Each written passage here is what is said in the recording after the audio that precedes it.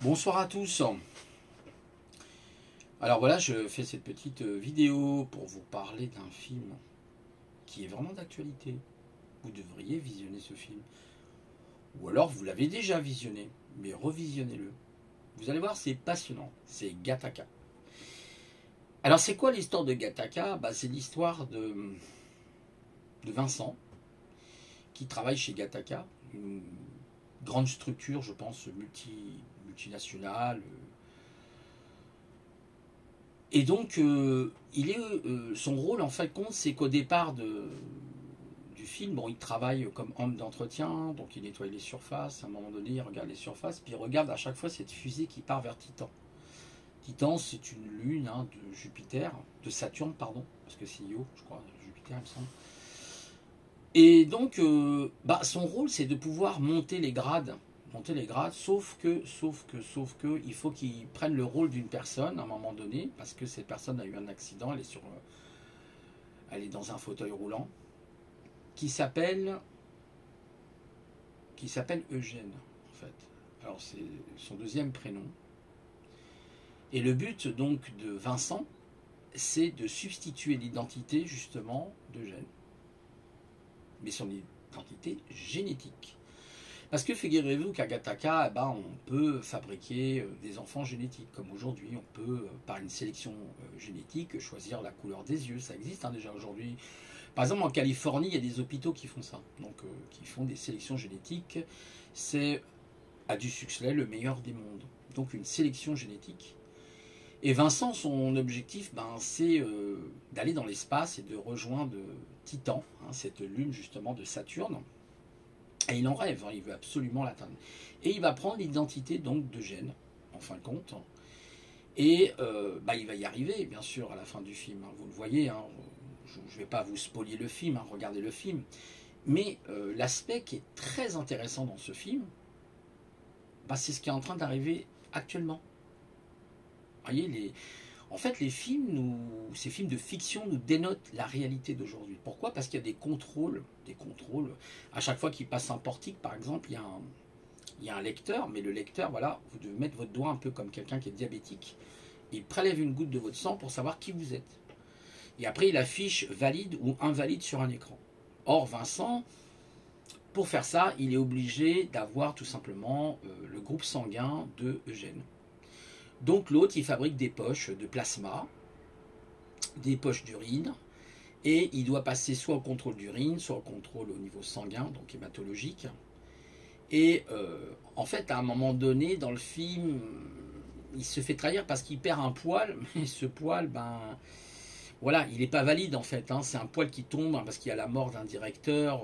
Je ne vais pas trop vous spoiler le film, parce qu'après, vous allez me dire, je spoilie, donc vous regarderez le film pour justement en comprendre l'essence, en comprendre le sens, pour développer justement votre esprit critique et de voir que on est en train de faire une comparaison entre Gattaca et ce qui nous arrive aujourd'hui. En tout cas, ce qui est en train d'arriver dans les années qui vont venir. Et à un moment donné, même il y a une espèce de contrôle, vous savez, antigénique là qu'on fait avec les bâtonnets. Alors, la police sait très bien comment on fait ces contrôles. Généralement, on les fait au creux de la joue et non pas sur la langue. On frotte le creux de la joue pour avoir tout simplement l'identité génétique de la personne. Et donc, on va regarder son ADN et on va faire des comparaisons avec des bases de données pour savoir qui il est. Est-ce que c'est bien quelqu'un qui fait partie du groupe, etc. Et figurez-vous que quand on regarde aujourd'hui ce qui est en train de se passer, c'est qu'il y a des gens, ils sont prêts à accepter d'être dans un groupe. Aujourd'hui, il y a même des gens qui brandissent, qui se sont fait picouser. Ils sont très fiers. Vous avez même des gens, par exemple, des jeunes hommes de 20 ans ou des hommes de 30 ans qui travaillent dans les sociétés informatiques ou qui travaillent pour la biogénétique ou qui travaillent dans différents domaines. Par exemple, à la Défense, ils vont travailler dans le secteur des bureaux, dans le secteur tertiaire par exemple. Et donc, moi déjà, je voyais, quand je travaillais, effectivement, il y avait des systèmes comme ça, mais c'était des cartes. Ça commence avec des cartes, c'est des badges. Moi, j'avais travaillé à la Société Générale à une époque, je m'occupais avec des amis de l'informatique, donc on refaisait toute l'informatique du Grand Valmy. Vous avez deux tours, le marbre de Chassagne et le marbre de Valmy. Le marbre rouge, le marbre rose et le marbre blanc, ou gris. Je crois qu'il était blanc. Non, marbre blanc et marbre rose. Et en fait, Bah déjà, il y a tous les systèmes de contrôle. Je connais un petit peu ça, évidemment, très dans ce domaine. Aujourd'hui, d'ailleurs, un téléphone portable, si je prends mon téléphone portable, pour mon identification, je mets mon pouce. Donc, il y a une identification par l'empreinte, hein, l'empreinte du pouce. Donc, ce qu'on appelle les systèmes biométriques. Vous avez les systèmes plus poussés, par exemple, le plus poussé de tous, c'est le contrôle de l'iris. Et donc, bah, lui, il met en fait des faux doigts, vous voyez, avec, il met, à chaque fois, il injecte un petit peu de sang, vous voyez, de gène. Il le met sur son doigt, et il se fait passer pour son identité.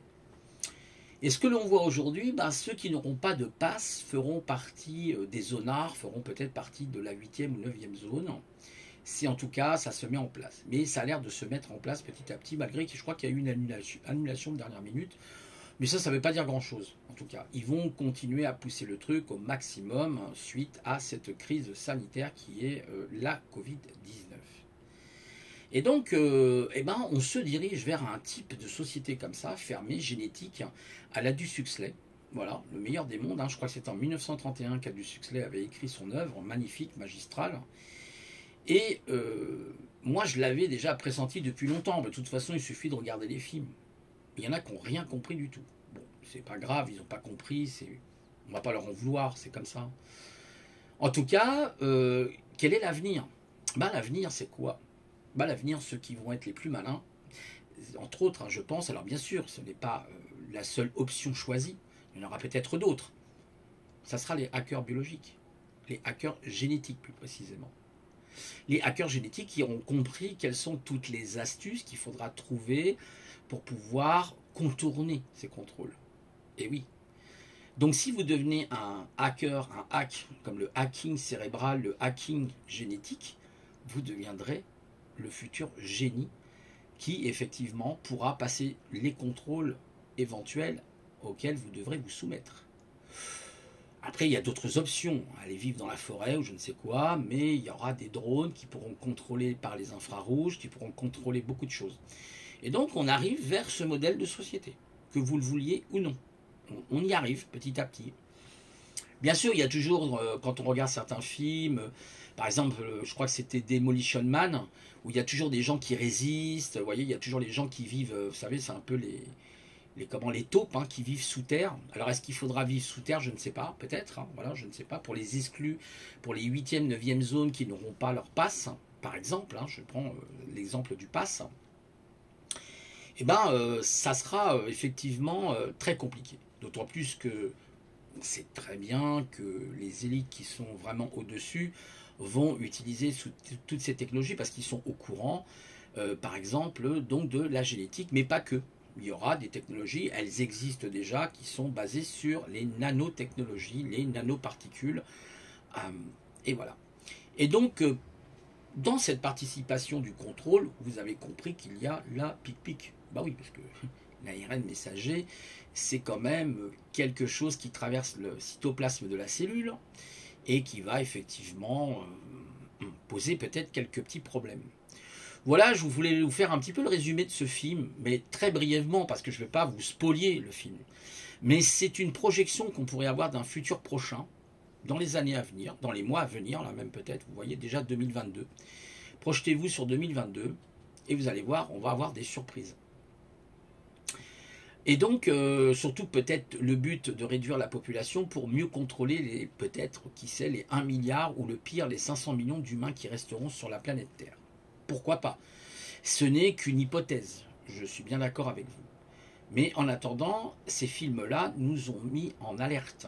Donc on devrait avoir des acouphènes ou avoir les oreilles qui nous sifflent pour comprendre que ça nous pend au nez. Ça nous pend réellement au nez.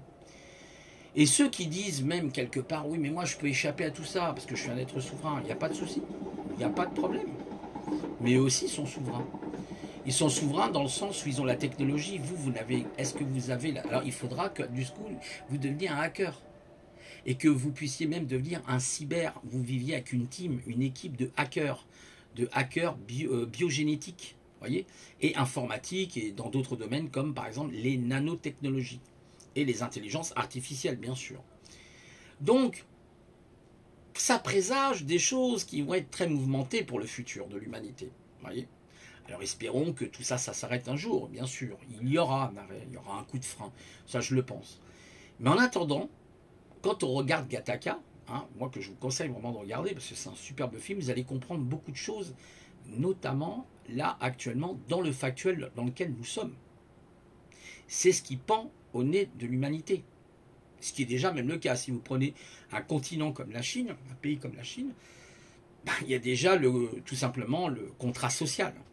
Donc, le contrat social européen sera évidemment quelque chose qui est prévu. Voilà, je ne veux pas vous faire peur, c'est pas pour vous terroriser ou quoi que ce soit, mais je pense que vous en doutez déjà quelque part. Mais revisionnez Gattaca, et puis après, éventuellement, vous pouvez me faire les commentaires. Alors, j'observe que malheureusement, je fais des capsules, mais je vois qu'il n'y a pas beaucoup de commentaires. Je trouve ça vraiment déplorable. Enfin, excusez-moi hein, du terme. C'est pas que je veux aller à la pêche aux commentaires, c'est pas la question, mais je vois pas pourquoi je fais des... En fait, pourquoi je fais aujourd'hui des capsules pour pas qu'elles soient commentées. Donc, si ça continue comme ça, je vais arrêter ma chaîne. Je ferai peut-être autre chose, une autre chaîne, hein, qui me rapportera peut-être des sous, je ne sais pas. En tout cas, il est évident que si je fais un travail, si je fais un effort, là je vous parle, j'ai pas préparé spécialement quelque chose, j'aurais pu même regarder sur mon écran Wikipédia sur Gattaca, mais c'est un peu triste, parce que si les gens font des efforts, et que les personnes, alors oui, je sais, je mets pas les pouces, ok, bon, je peux remettre les pouces, mais c'est pas tellement le but, ça serait quand même que vous puissiez donner quelques petits commentaires. Alors, est-ce que c'est effectivement parce qu'il n'y a pas les pouces que ça ne vous pousse pas à faire des commentaires? Je ne sais pas, dites-le moi, hein, du coup. Parce que j'ai l'impression que tout ce que je fais, c'est dans le vide.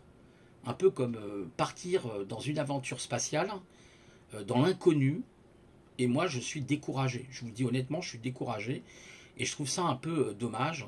Alors bon, je ne vais pas essayer de dire, est-ce qu'il y a des gens qui, éventuellement, je ne sais pas, hein, je ne juge pas les gens, se font pas monter la tête par certaines personnes, que je ne citerai pas, parce que ça serait bien dommage d'en arriver là, et de penser que tout le travail que j'essaie de fournir, moi je peux vous fournir, si vous voulez, un travail encore plus puissant, il n'y a pas de souci. Seulement, je n'ai pas toujours le temps, j'ai aussi une vie à côté, d'accord? Et donc, je ne peux pas. Alors bon, ça serait quand même très encourageant pour moi, même s'il y a un commentaire ou deux. Je ne demande pas qu'il y en ait 50.